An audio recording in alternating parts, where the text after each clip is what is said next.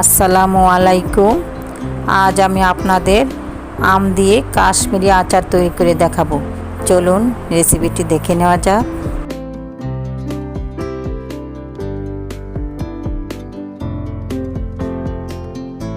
আমি এখানে দুটি আম নিয়েছি। আম দুটি আমি এভাবে কেটে নিয়েছি। আমি 1 চামচ সিরকা আর হাফ কাপ চিনি দিয়ে এই আমগুলো মেখে নেব। মাখানোর পর আধা ঘন্টা রেস্টে রাখবো। এবার প্যানটি চুলায় বসিয়ে দিব।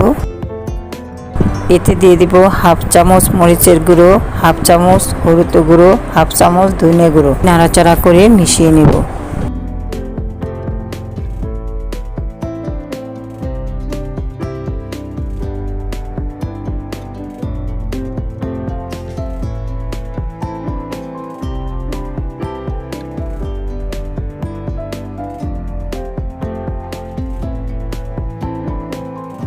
এতে দিয়ে দেব হাফ চামচ পাঁচফোড়ন আর হাফ চামচ চিলি ফ্লেক্স।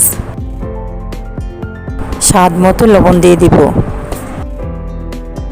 এভাবে হালকা নেড়ে চেড়ে আঠালো হয়ে গেলে নামিয়ে নেব। তৈরি হয়ে গেল কাশ্মীরি আচার।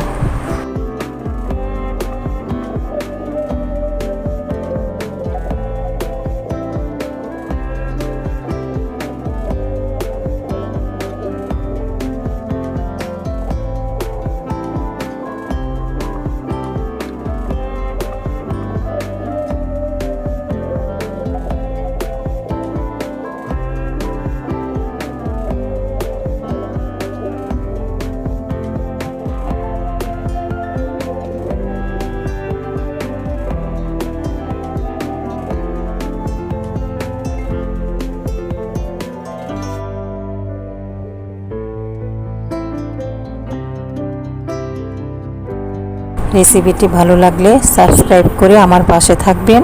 সবাইকে ধন্যবাদ। আল্লাহ হাফেজ।